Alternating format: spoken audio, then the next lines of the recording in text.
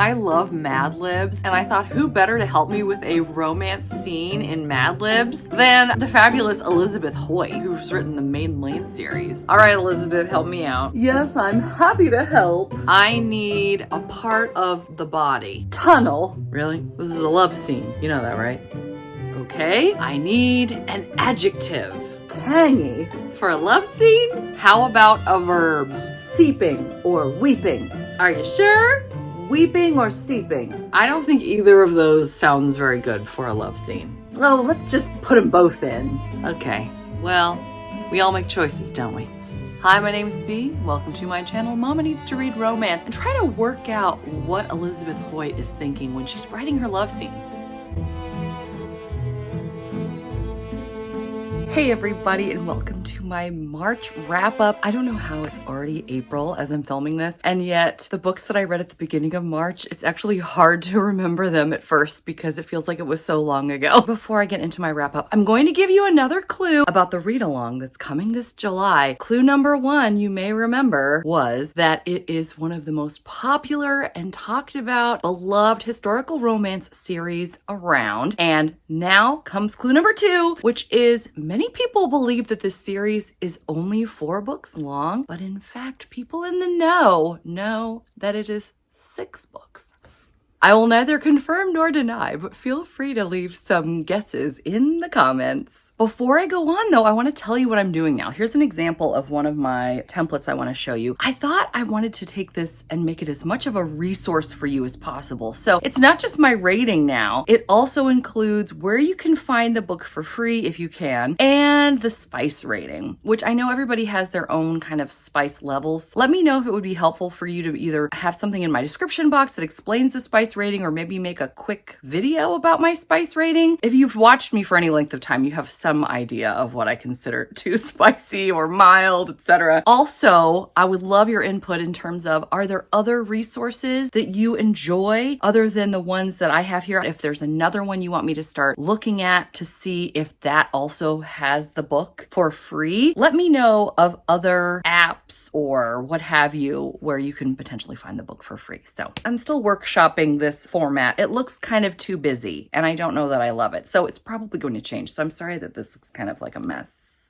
Anyway, it's a work in progress. All right, so what are we doing again? That's right, the March wrap up. I forgot. Let's go ahead and get started and talk about stats. I read 6 contemporary romances, 5 historical romances, 2 fantasy romances, 2 alien romances, 1 hockey romance, and 1 paranormal romance for a total of 17 books. 17, that's a lot less than the 30 I read last month. One of those was an arc, and 2 of them were rereads. Wonderful rereads. New to me authors included Ursa Dax, Tori Jean, Lauren Lee, Scarlett Scott, and Lana Ferguson. Oh man, so many great new authors to enjoy. I read 1 6-star book, 2 5-star books, 4 4.5-star books, 4 4-star books, 3 3.5-star books, 2 3-star books, and 1 2-star book. Not too shabby. Let's start with my 6-star book, because why not? Just for the Summer by Abby Jimenez. Wait until you see my upcoming book hunt where I go to 3 Targets to find the Target edition of this book on release day. None of the Targets had put it out yet. Come on, Target. Everybody wants this one. Well, I want this one. This version was the one I really was excited about because it has the bonus epilogue that includes Doug from Part of Your World, who's best friends with Daniel. And I'm so excited to see him find love. And I haven't had a chance to read it because I just bought it yesterday, but I'm so excited.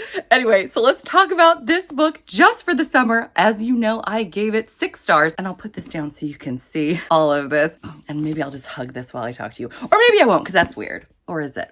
This book makes me worried that Abby Jimenez might never write another book because it's just so good. The ending is so satisfying. It incorporates little cameos, Easter eggs from virtually all the other books that she's ever written. I almost am concerned that she would do like a mic drop and say, well, I can't do better than that, guys. That's just my imagination. Thankfully, she's not said anything like that. By the way, Good Morning America just announced that this book was going to be their April book club pick. How exciting. And I just released, as I'm filming this today, my Abby Jimenez deep dive. So if you have any interest, don't forget to check it out. That was my shameless plug. Yuck. That doesn't feel good in my mouth. Yuck. Sorry.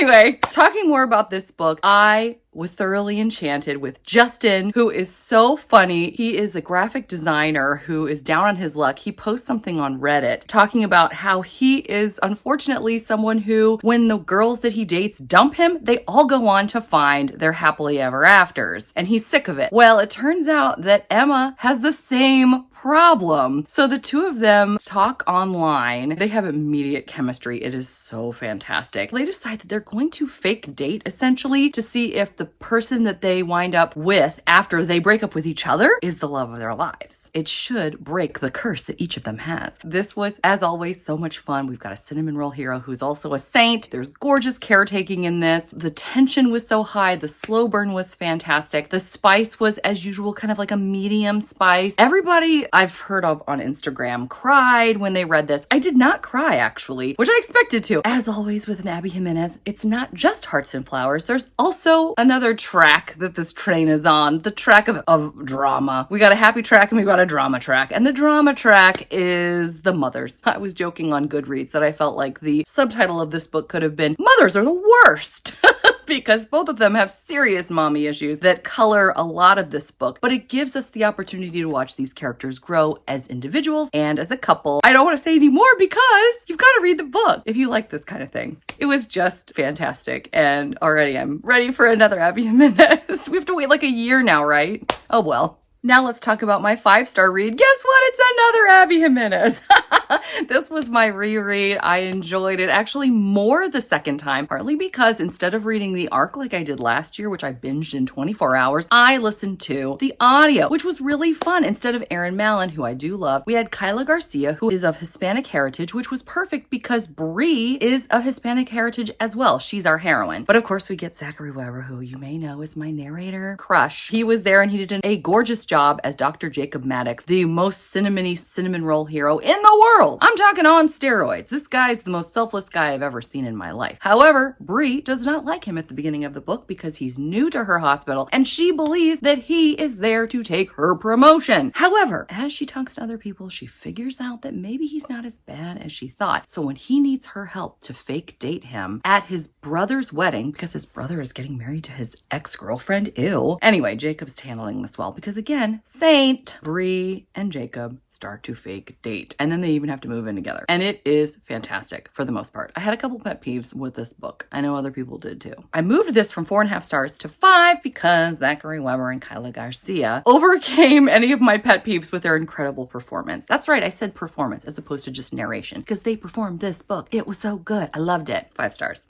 Okay, my other 5-star. Oh my gosh, guys. I am so grateful that you voted for How to Love a Dangerous Rogue for my Kindle Unlimited read of the month. Oh my gosh, I loved it so much. This was my first experience with Scarlett Scott. I actually messaged her on Instagram and told her how incredible I thought her book was, and she was so sweet. Oh my gosh, I just love this so much. We have, again, like a cinnamon roll hero. Actually, you know what? He's an alpha mallow, like Crystal of Crystal's Bookish Life talks about, where they're alphas on the outside, don't mess with my woman, I'm in charge kind of deal. Well, they do it a little more gruffly than I just did it. But anyway, and then on the inside, they're this ooey gooey, marshmallowy, cinnamon roll, yummy, delicious man. So that's what we've got in King Maxim. And then our heroine, Lady Tansy, she is the lady in waiting to Princess Anastasia, who Maxim is supposed to be marrying. So we have a forbidden romance. You guys know I love the forbidden romances. It's true. I love them so much. Anastasia, she's out and about quite a bit. Maxim and Tansy keep meeting up and they cannot deny their attraction. It is so incredible. Maxim and Anastasia don't have any feelings for each other. The reason they're getting married is because it's beneficial that their two countries join against a common foe. This book, from the beginning, it like grabbed me by the collar and would not let go because it was just that gripping. It was super spicy. It was funny because I think I mentioned to you in my March TBR that we were warned about the spice, but I'm telling you, there were some other books I was reading at the same time that were way spicier than this book. I mean, it is really spicy, but in a good way. It was emotional. I thought it was beautifully written. I really enjoyed it. So yeah, I am down for more Scarlett Scott. Emotion, spice, tension, just gripping story, plot line. Oh my gosh. I said this on Instagram. I'm saying it again. As it stands right now, I'm thinking Scarlett Scott might be up there with Lisa Kleypas, Tessa Dare, my favorite historical romance authors. I'm telling you, I'm excited. I was so excited to have S.E. Wendell on my channel last month, and then I accidentally popped out of the interview for a moment. I had too many tabs open at the same time, and I pushed the back button on the wrong tab, and I left the interview. So yeah, just what you want in someone who's interviewing you.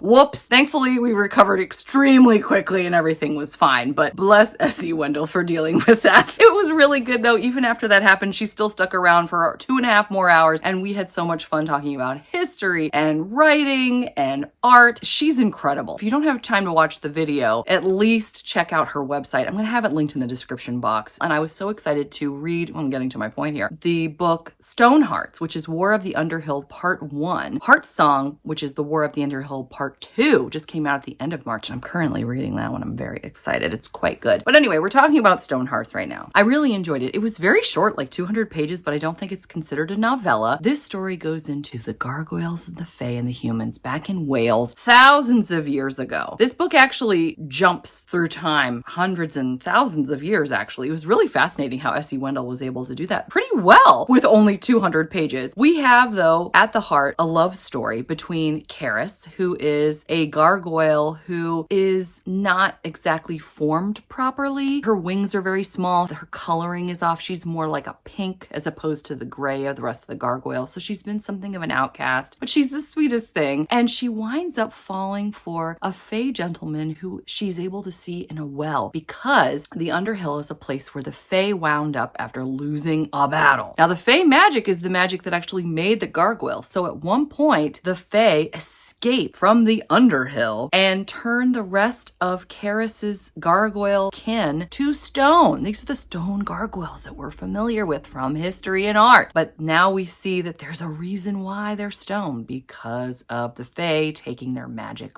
back and turning these gargoyles to stone. It was fascinating. It was beautiful to see these two with their unending love for one another go across thousands of years. They're basically immortal. It very much sets up the next book in the series, which you can read as a standalone, I guarantee you. It was gorgeously written and beautiful, and a great love story. So in an effort to read all of S.E. Wendell's backlist to prepare for the interview, I read A Time of War and Demons, which was the very first book she ever published. It is a chunker. In fact, I bought it because I really wanted to support her. It's pretty thick. It's over 500 pages, and it was incredibly gripping. And any of you who follow me on Goodreads, you may have noticed that I actually DNF'd this at 60% because it was so upsetting. You know, I'm a lightweight. I like light and fluffy. I'm here for the happy endings, the swoon for the most part. And this delivered on like all the triggers. It was just too upsetting for me. And I was like, I can't do it anymore. I can't. And then the next day I woke up and I thought, I really want to know what happens, because it was so well written. So I wound up finishing it, and I really did enjoy it. And I don't know that she'll ever be writing more in the series because there is a great deal of world building. Let me explain what the world is that she built. So we have many tribes. We have people from different lands who are fighting against one another. And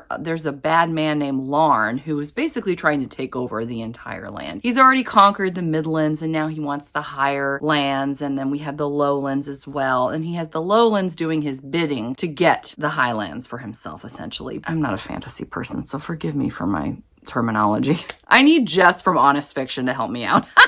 She's so good. Anyway, we have 4 sisters who, in the beginning of the story, their father is unalived, if you will, and their kingdom is taken over. And these 4 sisters become war prizes and are distributed over the lands. And we get to see this story unfolding through their eyes, the different things happening in the different regions. The primary heroine is Ennis, and she's a very strong, fiery woman who winds up the war prize of Manic, who is a warlord, pretty much against his will. He doesn't believe in what he's doing, but he's doing what he does, serving Larn, to save his people. Over time, Ennis realizes that he's not the enemy that she believes him to be, and they join forces and fall madly for one another, and it is beautiful. And it does have a satisfying ending, but there's a cliffhanger and some magical elements that are also sort of brought about. It was really fascinating, beautiful, a deep read, a tough read for someone like me, but still, I'm glad that I read it, and I'm glad that I have it. Well, I mentioned that I had time because I didn't have a million arcs this month. I was able to do some reading that I wanted to do from my Kindle Unlimited shelf. For over a year now, I had Finding Gene Kelly on my shelf. Again, mentioning Crystal from Crystal's Bookish Life again. I'm going to stop doing that, Crystal. Sorry. Anyway, her favorite book, I think, one of her favorites is Finding Gene Kelly. In fact, come to think of it, her profile picture on her YouTube is literally her holding that book. Oh, wait, I bought it. So hold on. Let me go get it. Here we go. Ta-da! I think this is the older cover. There's like a new cover too. I really wanted to support this author.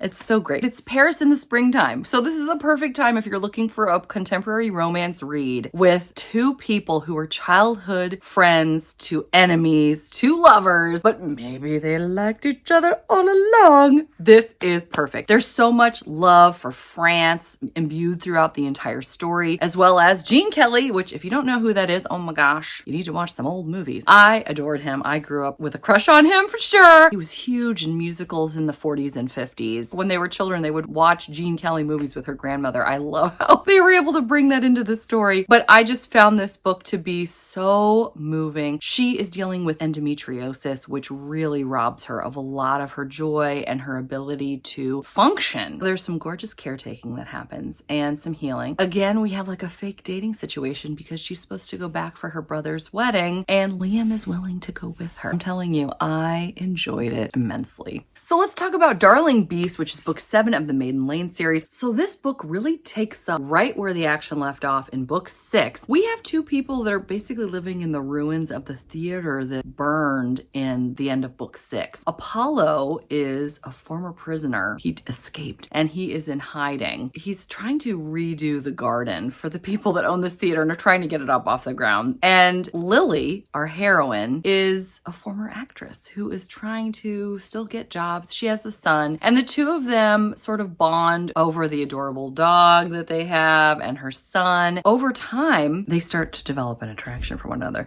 The thing is, though, what makes this especially gripping is Apollo was wrongfully accused of murder of 3 people, and it's starting to come to light that since he didn't do it, the person that rigged this might be after him. Not only that, Lily has some dangerous secrets as well. So this book is very much a mysterious, exciting, romantic, and spicy tale. The last couple books in the Maiden Lane series hadn't been as exciting to me, so this one gives me hope for the rest of the series. So I'm really excited. Let's talk about Nadine's Champion, which is Ice Home book 7. I thoroughly enjoyed this, gave it 4 stars. I thought it was pretty fun. We have Thrand, who is one of the clones who had been so lost after his clone brother found love in Angie's Gladiator a few books ago. But now it's Thrand's turn, and he's got his eyes set on Nadine, who at first isn't super fond of him because he's unusual. He's kind of odd, and he's a terrible actor. I laughed really hard at certain parts. I thought Thrand was a little bit annoying because he is very, very competitive. As certain elements of danger came into play, it got deeper. I really started to develop an affection for this couple, and the end leaves us in a cliffhanger where Liz says, "Here we go again," and I just felt like, let's go. Ice Home book 8, let's do it. I really enjoyed getting a chance to reread New Moon in preparation for our live show back in March. That was so much fun. I love watching the movie again and hearing the soundtrack. It's all a great time just getting to see Bella. Well, actually, Bella is pretty miserable throughout this after Edward decides to leave her after something terrible happens at a birthday party. If you don't know, go ahead and read it. I still don't want to give anything away just in case. I am Team Jacob, so getting to see Bella with Jacob so much was my favorite. Although he does seem a little bit more gruff and impatient in the book than he does in the movie, as well as Alice. I was surprised at how unkind she seemed for some of the movie. They paint her as a sweeter character in the movie than they do the book. Anyway, I could go on, and I won't because we've already done that in the live show. Suffice it to say, yes, I enjoyed reading the second book of the Twilight series all over again. Thank you so much for voting for When in Rome for my audiobook that I was going to be reading in the month of March. It reminded me a little bit of Part of Your World by Abby Jimenez because we have two people that are totally opposites and they find love together in a small town, just like in Part of Your World. Only this time, our heroine is actually a famous singer who decides to get away from it all by going to Rome, and the only Rome she can drive to is Rome, Kentucky. She was inspired by Audrey Hepburn's Roman holiday movie, which is actually mentioned quite a bit in the book because the plot of this book and the movie sort of run parallel. Now, I've never actually seen Roman Holiday. I know I probably need to. Thankfully, they explain it well enough that it means a lot in the book. I enjoyed this closed door, fade to black romance. I don't particularly love grumpy sunshine. Grumpy gets old for me very quickly, and our hero is very grumpy, but he has a good reason. I felt like the second half of this book really had a chance to shine. She is so dear, and I loved this small town as well as his sisters, which I'm sure are going to be featured in future books of the When in Rome series, such as Practice Makes Perfect, which I may or may not be reading this month depending on your votes, so we shall see. I don't know if I've told you this. A lot of people are mood readers, but I am a heavy TBR person. Like, I like planning out my weeks and knowing what I'm going to read every month. But I always have a little time left over, sometimes enough for a couple books. But this month, I only had time really for one background book, which is what I call a book that once I've finished whatever I want to read that day, if I have a little extra time, I'll go to my background book. My background book for the month of March was The Nanny. I was really impressed. It was way spicier than, for example, How to Love a Dangerous Rogue. That's the book I was reading along with this one. And I thought, well, this is much more spicy. But here's the thing. I'm going to say this, and I hope I don't offend anyone. This book reminded me of Canadian Boyfriend. Now, I liked Canadian Boyfriend, but I feel like The Nanny does it better than Canadian Boyfriend did. In both books, we have a woman who's got a secret connection to our single dad. She moves in and becomes the nanny. The secret connection that she has with him could destroy everything that they have tried to build in terms of the love that they finally, because it's forbidden because she's the nanny, they finally can't take it anymore and they fall in love. And we have beautiful scenes. Actually, the scenes in Canadian Boyfriend were also kind of awkward, but they're very spicy and there's lots of them in the nanny. The background connection that she shares with him is much deeper and much more likely to cause a huge problem. So I didn't really know what OnlyFans was, and it's something you kind of need to know if you're going to read this book. It's sort of like YouTube, actually, where you have fans that pay to watch you, and it can be scandalous. So he didn't know who she was because she wore a wig and a mask, but he paid to watch her. My husband's making a smoothie again. Do you hear that? Anyway, if you saw my book haul, you'll know why that's funny.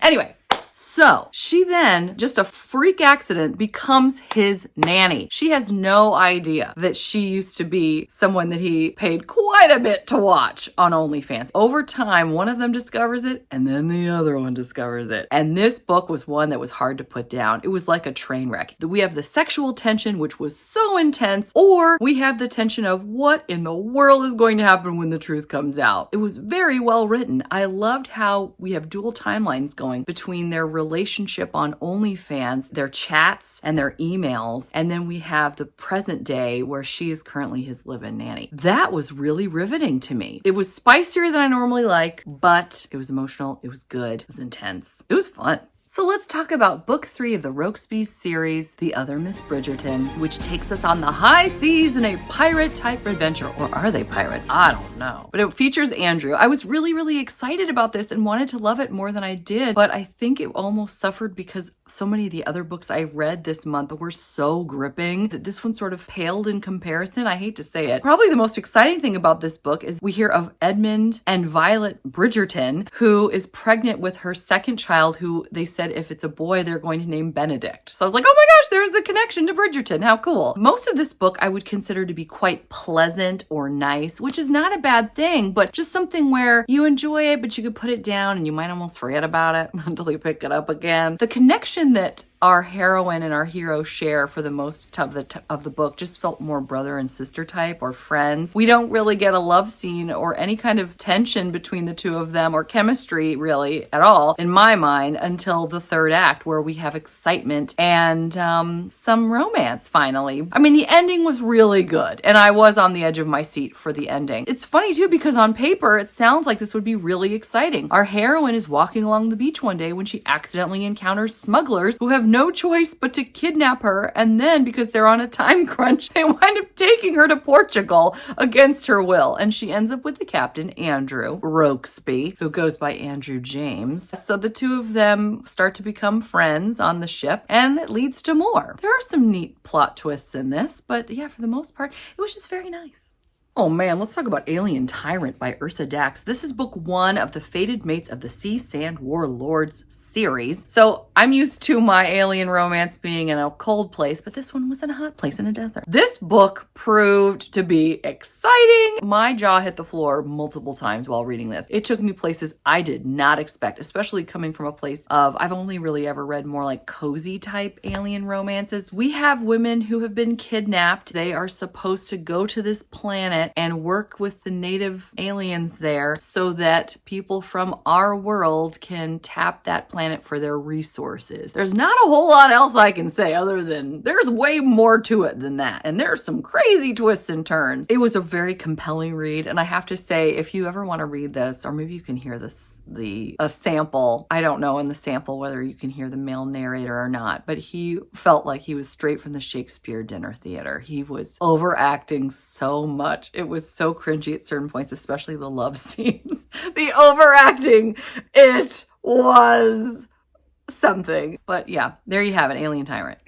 Let's talk about Out on a Limb by Hannah Bonham Young. I had very high expectations for this because everybody I know loves Hannah Bonham Young, but I will say this, I probably shouldn't continue to read Hannah Bonham Young because her love scenes are not to my taste. You know, everybody's got different sensibilities, and for me, I find them to be sort of tonally off from the majority of the books. And I feel this way about, I think, every book I've read by her so far. I've read 3, and I enjoy the plot. I enjoy how sweet the characters can be, the empathy that they have for one another and the way that they work together and they're on the same team, and I love that. But when we get to the love scenes, there's just some emotion missing and it's a little too rough or edgy for me, especially in this book. And I mentioned to my husband, I'm like, isn't this like off-putting? And he goes, well, you like alien romance, isn't that off-putting? I'm like, okay, I get your point. But we have a woman who, she and our hero have a one-night stand. They never think they're going to see one another again. And then she finds out she's pregnant. And so they decide to live together and try to navigate this whole having a baby. And then they have to work through their feelings too because they're strangers, really. I think another problem for me with this book is, similarly to when I read Every Summer After by Carly Fortune, after having read Love and Other Words by Christina Lauren, I'm going to make sense. Hold on. I had just come off of reading Ready or Not by Cara Bastone, which is a very similar plot. We have a woman who is pregnant trying to navigate that and a man who loves her. I feel like Ready or Not, at least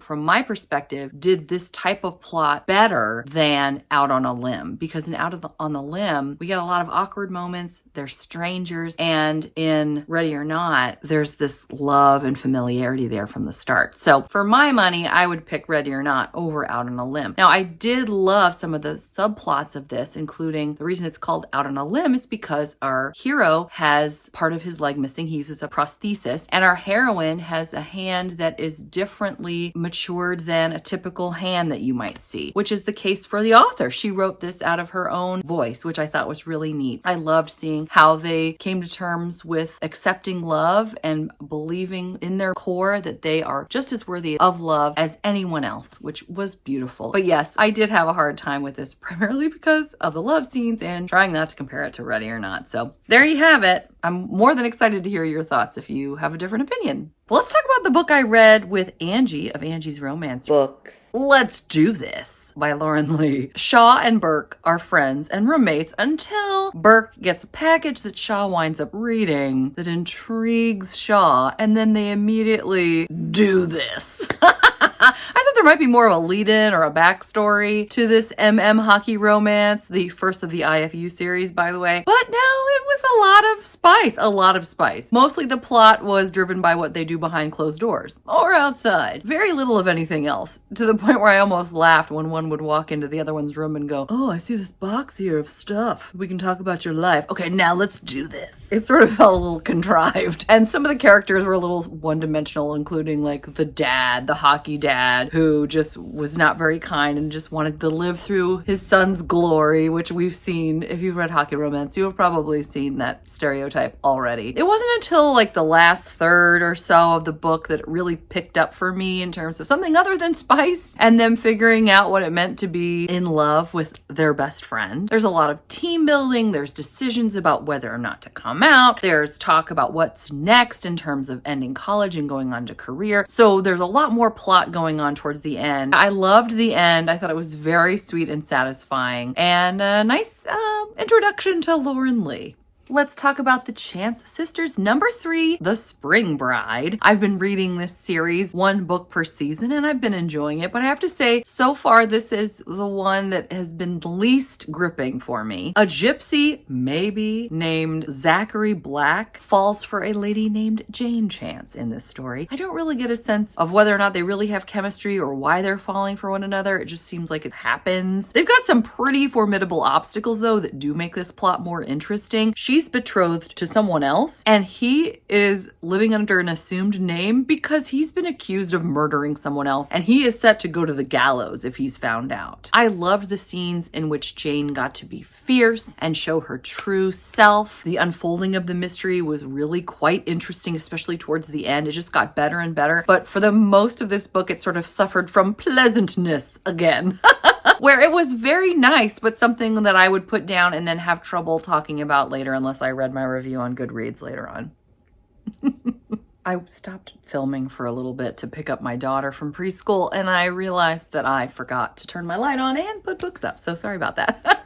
Anyway, let's talk about my last book, The Duke of Midnight, which I gave 2 stars. This book especially felt like a throwback to Batman because we have a man who is on his own. His parents were killed when he was a child. He witnessed it, and now he's out to get the killer. That's been his whole thing, revenge. It reminded me so much of Batman. He even has his own butler who gives him the scoop on whatever's going on in the streets. But I found our hero to be pretty unlikable, and I have to laugh because I'm in the midst of the second book after this one, and I read another one in between. And in both of the books that come after this particular book, the characters are all talking about how unlikable Maximus is, our hero in this book. And I thought, wow, it's even like Elizabeth Hoyt's doubling back and saying, you know what, I really didn't like him. So Maximus is supposed to marry a woman named Penelope, but again, we have a forbidden romance element because he is more interested in her companion, Artemis. I didn't find him respectful of her at all. The love scenes really left me cold. He was so just overbearing, and at one point before their first kiss, he called her the B word. Why? I don't know. He was just, I really didn't like him at all. And I'm glad that Artemis, our heroine, developed a backbone and stood up to him because someone needs to. And I like that he was able to prove how much he actually loved her and that he didn't just want to push her around. The ending was the best part, I think, of this entire book. And it led up to book 7, which I thought was terrific, Darling Beast. So there's that.